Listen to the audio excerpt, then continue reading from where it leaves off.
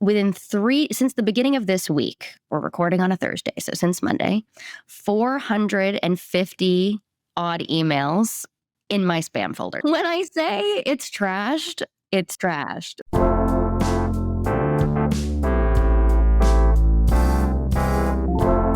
Welcome to Email After Hours by Senderscore, powered by Validity. We're your hosts. My name is Guy Hansen. And I'm Danielle Gallant, and this is Email After Hours. Hello, everyone. Hello, listeners. Today, it's a host-only episode, so you are stuck with Guy and I for a little bit. And I want to explain a little bit about how this episode came to be. So in our last recording with the great Karen Talavera, we kind of came up with a little bit of a seed for an episode, which was, you show me your spam folder and I'll show you mine. So Guy and I are going to pick out some of our favorite examples and critique exactly what we think caused them to be placed in spam in the first place. You've got to understand, between Danielle and myself, we're signed up with literally thousands of email programs. So we do have a fairly unique insight into this particular topic. And we're going to share some of our personal observations and experiences in the spam folder. And I think, as you're going to hear, some of them are going to be 100% aligned with established conventional wisdom. And some of them are going to be completely unexpected. Let's start, Danielle, by talking about what we already know about spam folder placement, generally speaking. Because let's face it, there's hundreds of industry experts who claim to know what Gmail's secret sauce is, and that's great. But it's easy to lose sight of why mailbox providers apply spam filtering. It's not that they hate email marketing. We've heard directly from them that they don't. But their primary responsibility, their job one, is to protect their customers from malicious, harmful messaging. And they all say, if legitimate permission-based marketing messages get caught by their spam filters, it's nearly always because there are one or more aspects to those messages that makes them look spammy, based on the mailbox provider's real-life learnings from the billions of messages they process every day. You agree? What do you reckon, Danielle? What makes a message look spammy? I agree. There are so many factors that determine whether or not a message looks spammy. We're going to talk about those with real examples later. But just to run through a couple of them, engagement, whether it's positive like clicks or negative engagement like spam complaints, it plays an important role because it shapes the sender guidance that mailbox providers publish to help those legitimate consented programs avoid the spam folder. But it's not the only factor for sure. So full authentication, use of ARC records, TLS, an easy one-click unsubscribe, proper DNS setup, adherence to RFC standards, I could go on and on, appropriate processing of bounces, complaints, all of these things are critical. There are a couple other things that I think are maybe less considered, at least in the direct deliverability space, but they matter just as much. Branding consistency, segmentation of mail streams, so using certain IPs and domains for specific purposes. These are all strongly recommended by mailbox providers and, of course, by deliverability experts as well. I would also note that legal compliance is obviously a given. So make sure you're following all of the rules and regs for whichever region you're mailing to, or globally, ideally. And lastly, I will say mailbox providers also monitor metrics that only they have visibility into. So it's things that we simply just can't really see that really influence spam folder placement or inbox placement. Those are things like reads, forwards. They attach a lot of importance to these things, right, Guy? Absolutely right. And you know what? I've always felt that spam foldering as a treatment of emails is something of a halfway house.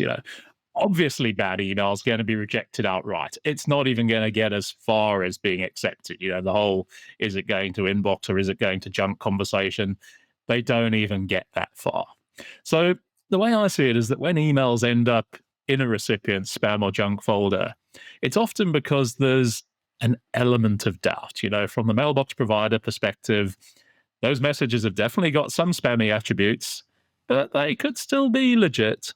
So they let the subscribers decide for themselves, always assuming that they're checking their spam or junk folders in the first place, of course. Yeah, let's talk about what we know from our experience as, email marketing experts. We've talked a lot about how deliverability is a little bit of an art and a science, but at the end of the day, we rely on data to draw conclusions and make informed decisions. And Guy, you have done some really interesting exercises lately. Will you tell our listeners about that? I will. And this is where you're going to fully understand how much of a spam folder geek I truly am. But I basically took all of the email programs which are regularly featured in my spam or junk folders in my test accounts. And then what I did was I took our MailChart's competitive intelligence tool to overlay some additional metadata against these programs, things like subject line length and average image size embedded in the emails. And based on that, here's some of the things I'm now thinking about in terms of, what makes it more likely that those programs go to spam. So the first thing I'll say to you, it's a fairly obvious one. These programs all generate an average spam score, like a spam assassin score. And the average scores are only just below neutral, meaning that something like 20 to 30% of all the messages that these programs are sending score above that neutral point, meaning that they have at least some spammy attributes. And a really good starting point for senders would be just to run that spam test before they send those emails rather than learning about it afterwards, don't you think? Agreed, 100%.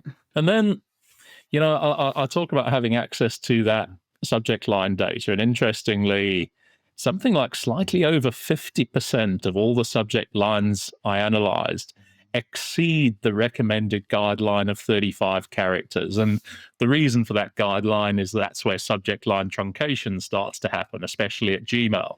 And it's not to say that you should only ever send less than 35 characters. I've seen programs where long subject lines work really well because they can include more detail about what's going to be found in the email. But nonetheless, there's definitely a relationship going on here. And, that goes hand in hand with pre-headers. I analyze that too. And round about a quarter of all the messages that were with this high propensity to arrive in spam aren't pre-header optimized, meaning that opportunity to either extend the subject line or make a secondary point is lost. And why would you want to do that, right? Well, and I think too, we've had some conversations lately where we've heard anecdotally marketers are like, oh, we don't care about pre-headers anymore because they're being possibly rewritten by Apple's iOS 18 in the native mail app. But that's not all of your subscribers. It is still so important to have those pre-headers optimized. Also found that around a fifth of the emails that I looked at exceed the recommended 100 kilobyte HTML size threshold. Why is it important? Because especially at Gmail, that's roundabout where message truncation starts to happen. And if your message is truncated and that recipient wants to opt out of their email, what they're going to do, they're scrolling down looking for the footing where they know the opt-out link is. And they can't see it anymore. So guess what? They're going to complain instead. Preference enters too. Those links are always right next to each other. And if they can't opt down or select their desired message type, frequency, whatever, or opt out, of course, it's going to be a problem. As a general observation, the messages generating the higher spam scores and the higher spam placement, they're just using more aggressive sales language, all of those tactics that are all caps and hyper urgency and too good to be true claims. By contrast, the lower scoring messages, the lower spam folder placement, adopting a far more conversational tone. They're using brand-centric and product-centric language rather than all that promotional hype, and making minimal use of discounts and urgency drivers, which isn't to say you've got to do that all the time. There's probably some balance in between, but Danielle, I'm sure I'm not surprising you with anything I've just said there. You're not surprising me, but now you have the nerdy data research to back it up. Okay. Is it time, Guy, to look at our own spam folders? Can you tell? I'm I'm excited to get scared. into this. You start. I want you to start. Are there any common trends that link the emails that you're finding in your spam folder? Let's start off talking about our Gmail spam folders because, we know that's the biggest and probably most important one. And I've got to say, it's interesting because whenever anyone talks about deliverability at Gmail, it's, the regular thing you hear is that it's all about engagement. But you know what? I'm not entirely sure I agree. As we said, I'm signed up to literally thousands of email programs, and most of them it's so I can watch them. I hardly engage with any of them. And yet, very few of them go to spam. But conversely, I quite often see programs that I'm newly signed up with, so I'm firmly within that initial, in theory, most active 0 to 30-day window, and they go to junk. And, you look at the guidance that Gmail gives you, and it typically says something like, this message is similar to messages that were identified as spam in the past. Thanks, Gmail. That's super helpful. So what's making them look spammy?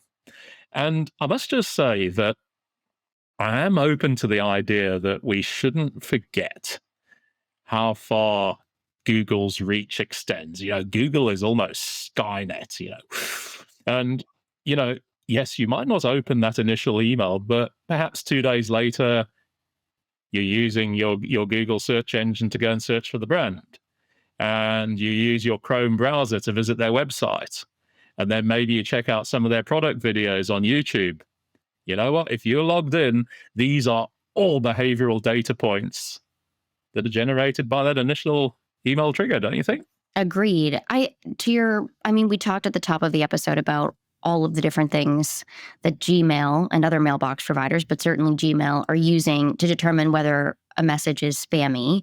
But to your point about engagement, I honestly think there's a math component, frankly. Like, there is volume over spam complaints. Because I'm with you, Guy. I'm subscribed to so many email programs where I know that I haven't opened, clicked, purchased in at least a year, and without fail, every day, those campaigns land in my inbox. So in my experience, smaller senders where they don't have as much wiggle room with volume, or new IPs and domains that are just as part of starting with the warming process, it's so much easier for them, those messages, to look volatile from a volume perspective or have a higher ratio of spam complaints than these big established bulk, 1 million a day, 10 million a day senders.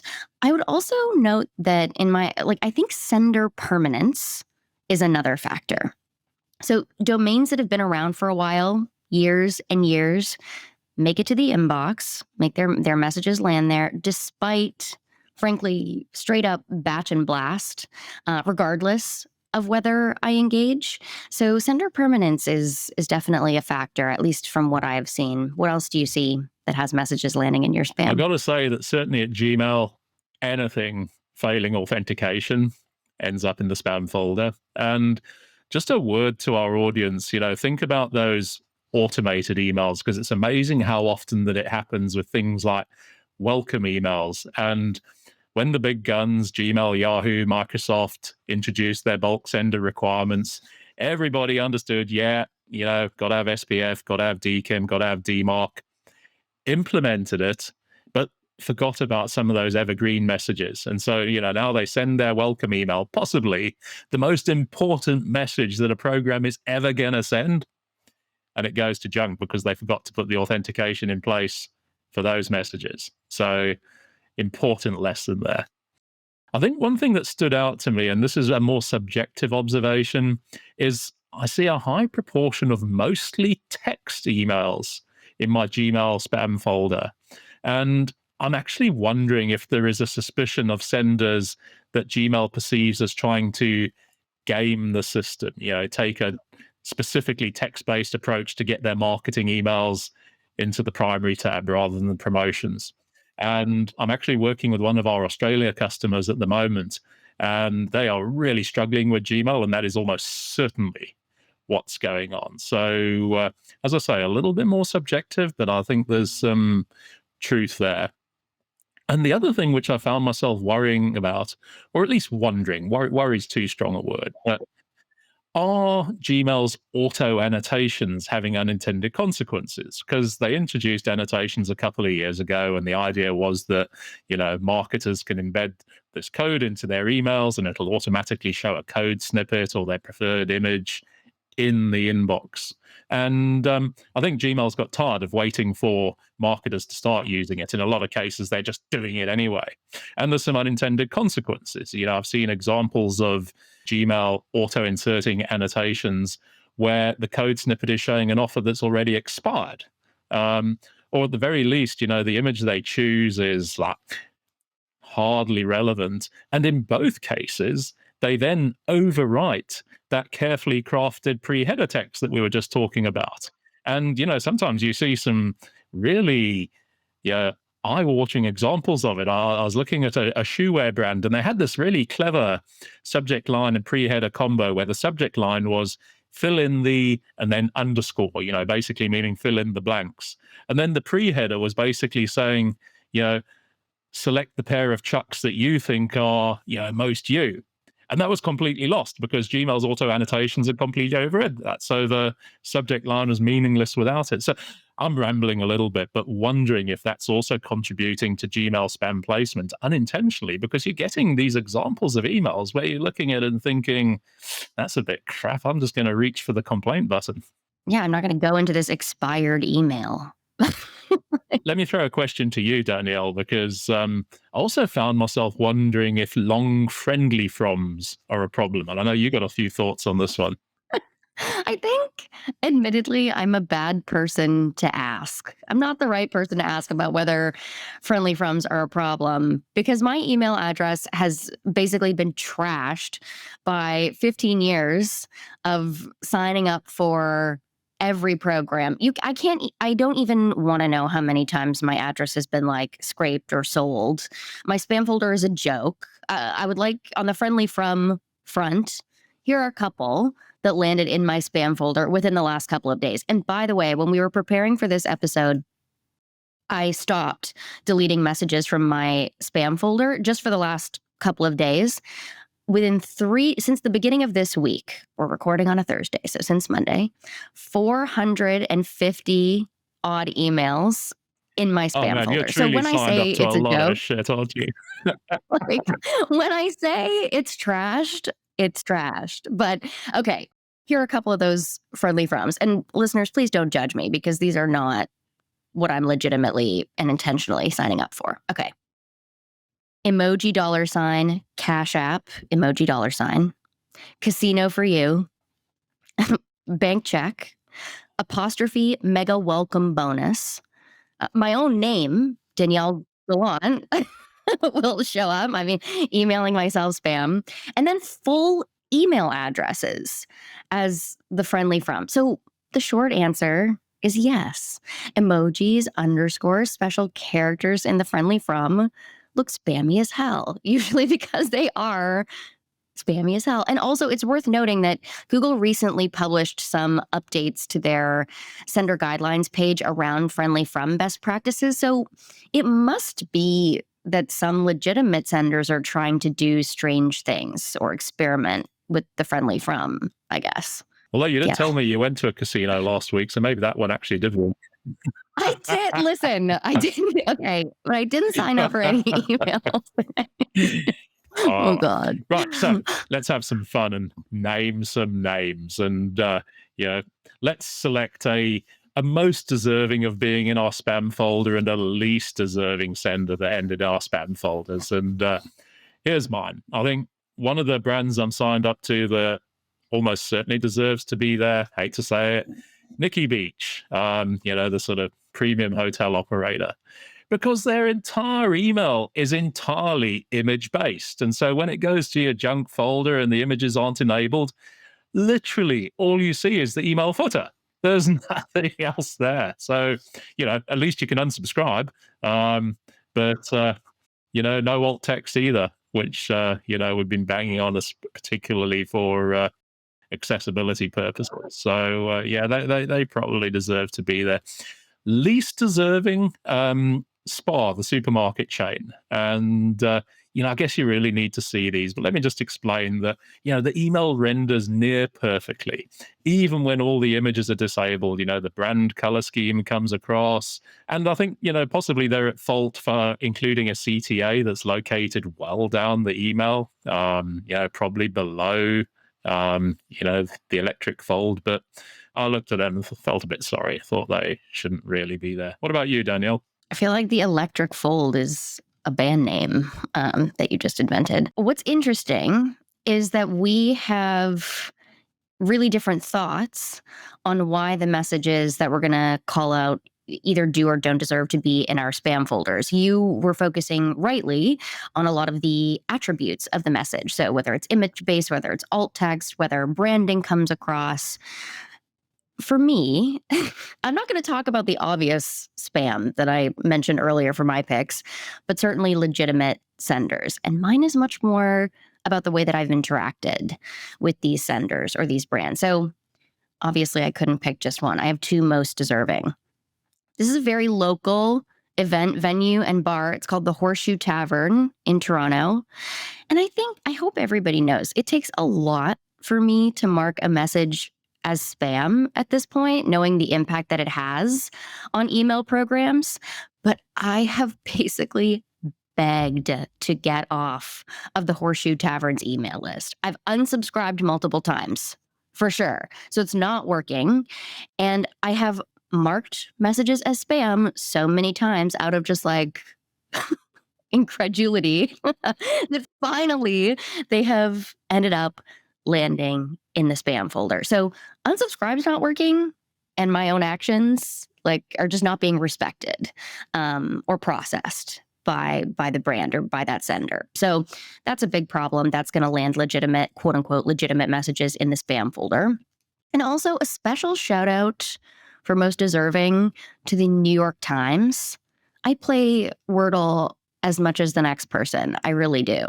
But I have been caught in a relentless win-back roundabout with the New York Times for maybe a year, at least a year.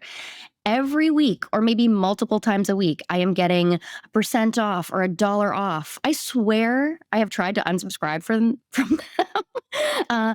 And at this point, they are just sending repetitive messaging to someone who's not engaging, and they are landing in the spam folder. So I think they both deserve to be there. Least deserving for me is McDonald's Canada. To your point, Guy, about the aesthetic and the components of the actual HTML, the email looks good even with images off. I can see the branding. There's alt text applied. And I would love a free McChicken or something. They have all the necessary requirements in place. I saw that list on subscribe in their header. But I wondered, so I did sign up with Apple's Hide My Address. So there's a private relay situation happening. And I wondered if that had anything to do with the spam foldering that we're seeing for them. But I don't think they deserve to be there. Interesting. Okay. Let's talk about Outlook. And I think it's widely acknowledged and understood that Microsoft's inboxes are definitely the toughest to get your emails delivered to. When we published our benchmark report earlier this year, something like 1 in every 4 marketing emails that go to Hotmail or Outlook end up in junk. And, we also know from our own data that Microsoft accounts generally generate higher average complaint rates. And I think this is partly because of the Outlook interface. The list unsubscribe functionality isn't exposed in the same way that it is for Gmail and Yahoo. Outlook also offers sweep functionality. So, you can basically have rules-based moving of emails to another folder, including to your junk folder. So you can basically just set up a rule that moves everything ad infinitum to junk. And don't forget also about SRD, sender reputation data. We talk about it often, where real life subscriber feedback is solicited by Microsoft, and it plays an important role in inbox versus spam placement decisions. And finally, just don't forget that authentication failures, since Microsoft introduced their version of bulk sender requirements, are blocked outright at this mailbox provider.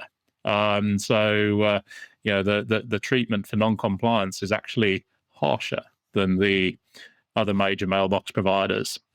And back to our previous comments, most deserving, probably Fresh, the beauty products company. And like their brand, like their products, but you know what? They are a seriously high frequency sender. And, they often send me more than one message per day.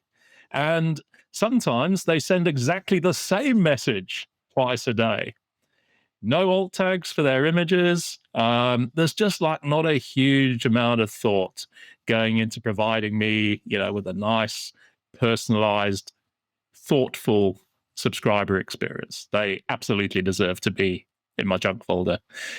Least deserving, I think the one I felt sorry for as I was going through this exercise was Magnum Ice Cream. And they had a particularly awesome use of alt text. And it literally read, two people eating ice cream with water splashing around them on a sunny day. You know what? Even if I didn't see that image, I can absolutely picture it. And I can see it. I think they were possibly undone by a really weird cookies notice in their email, and possibly a lack of association, because Magnum is owned by Unilever. They're also part of Ben and Jerry's. And depending on how you came onto the mailing list, you might be looking at them thinking, why am I getting it? But it was a shame. I don't think they deserve to be there. Not with alt text like that. I will say on the Outlook / Hotmail front, I do have an old personal Hotmail email address, but frankly, I log into it once a year. Maybe it's a very, very secondary address. And to your earlier point, if engagement were the most significant factor, everything should be ending up in my spam folder at Outlook, but it simply isn't. So I'm getting a lot of stuff in there. It's not engagement is not the only metric, especially for Microsoft. While we're at it, Guy, there's another mailbox that I want to ask about, and that is your corporate spam folder. We don't want to leave our B2B folks out. So what's happening in your junk folder with your Validity address? I need to be careful here so I don't have to explain some of the stuff I'm signed up with on my corporate address. We often talk about how B2B senders have it even tougher. Not only have they got to navigate the spam filtering of their hosting platforms, so that's usually Office 365 or Google Apps, but there's also usually some kind of third-party filter involved in the mix as well. So think Truthpoint or Mimecast, and they've got to deal with all of those requirements too. And I've got to say, most of the messages I see in this folder, they're prospecting emails. And it constantly amazes me that businesses don't understand the damages that their SDRs are causing, banging out their generic, poorly targeted sequences using the corporate domain. You know what? Microsoft themselves published some great guidance aimed at businesses like ours and others, going, if you're going to use your corporate channel like that, be really, really careful, because the same rules apply. If you're sending out those, those crappy prospecting emails, what do you do when you receive one of them? I'll tell you what I do. I mark them as junk, and that's it. Yeah. And, not good for a business's reputation. I think the other key observation I'd make with the B2B emails that I receive is that the single other biggest cause of them being in my junk folder is broken authentication, because their ARC records haven't been set up, authenticated receiver chain. And it gets a little bit nerdy, but basically ARC preserves your original authentication credentials, including your DMARC. But if an email gets routed through a Mimecast for filtering, and then gets forwarded from Mimecast to me, that authentication can be broken because, the sending details you see are Mimecasts, not the original senders. So if you don't have your ARC records in place, and I'm not going to give a detailed explanation of that today, you can Google it,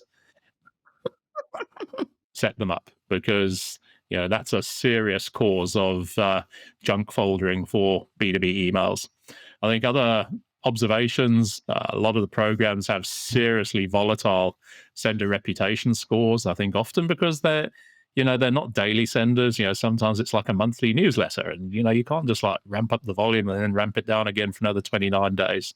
And targeting's poor as well. I mean, a lot of them just don't seem to even know that I'm a business user, or that in my case, I'm not based in the US, but they're inviting me to sort of events, to sort of, after hours drinks in New York next week. Everybody's based in the US, aren't they?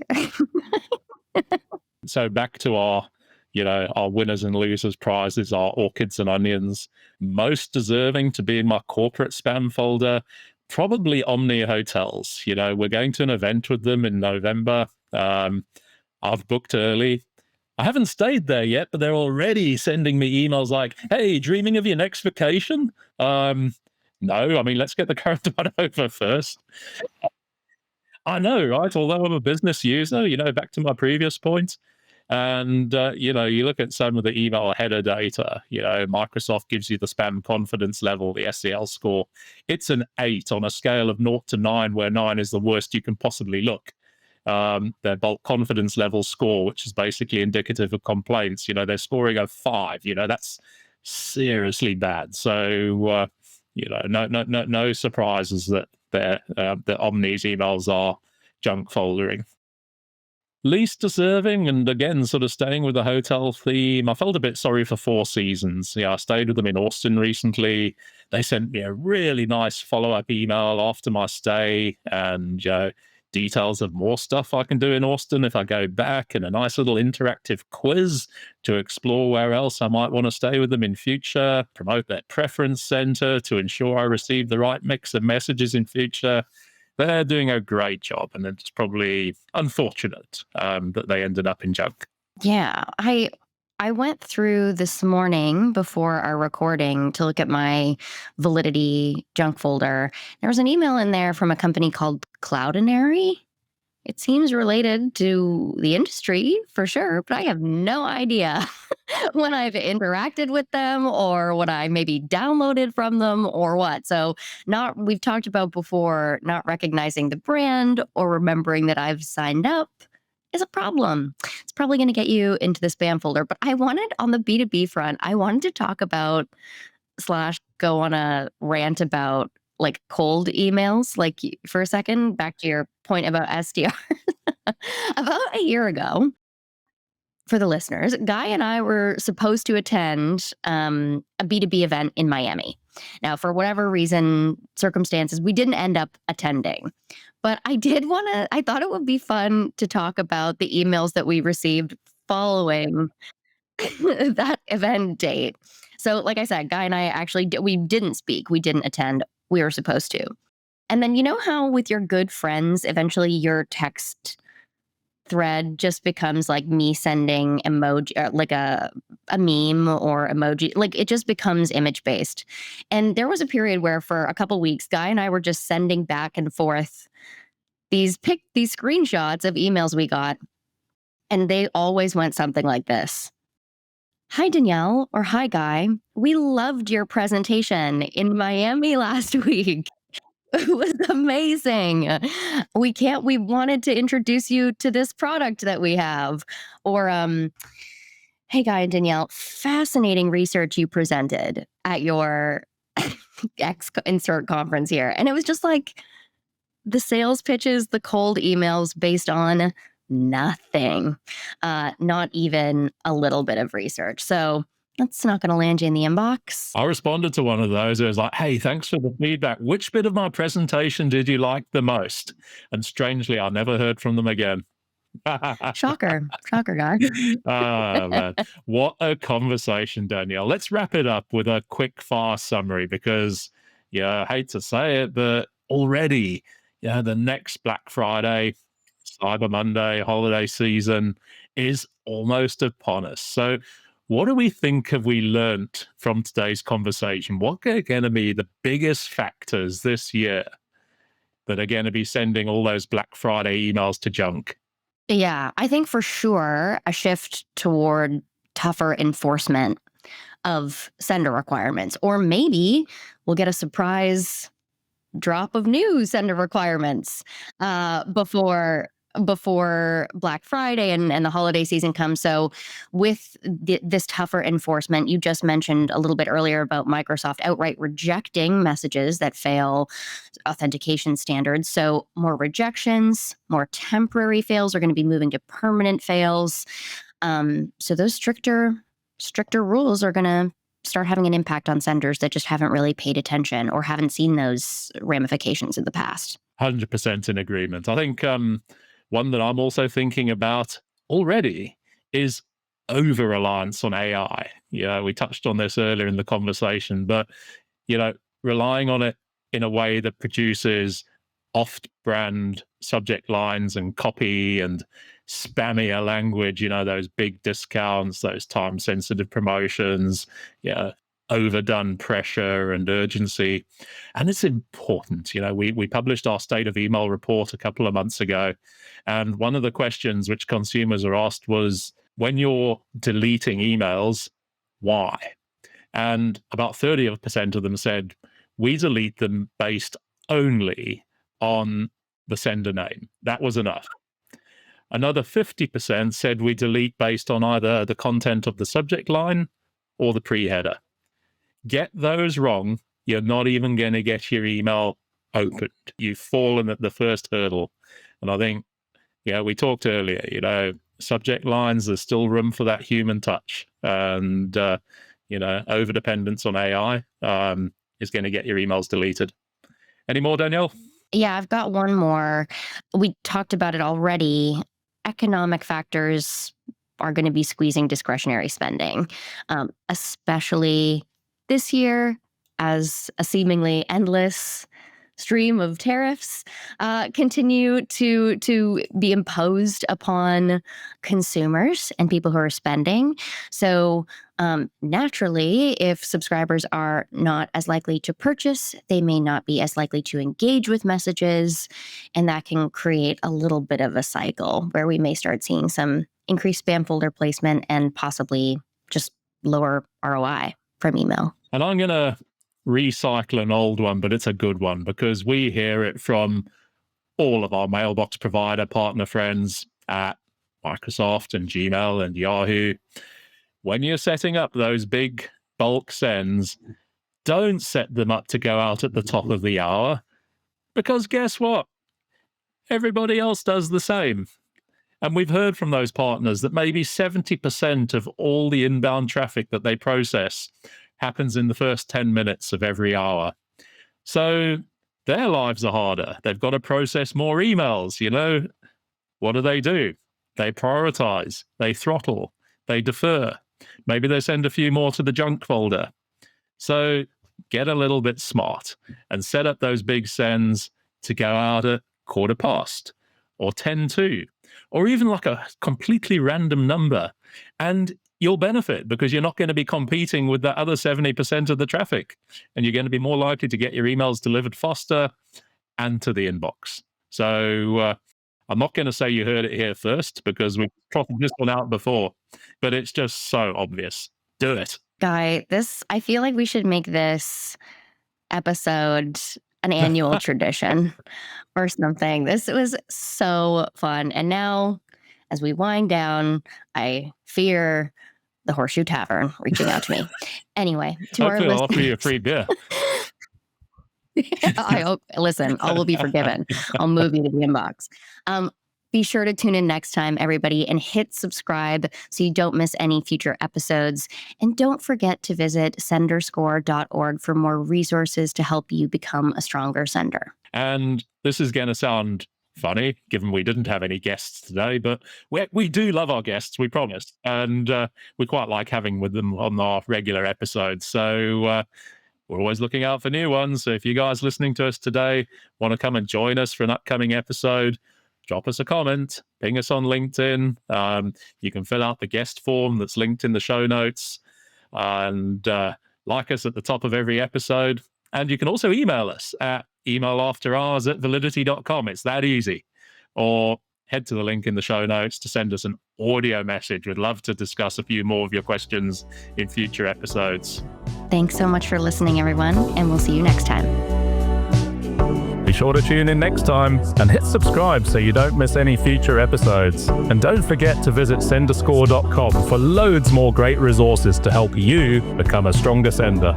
To all you sleepless senders out there, thank you for joining us after hours, and see you next time.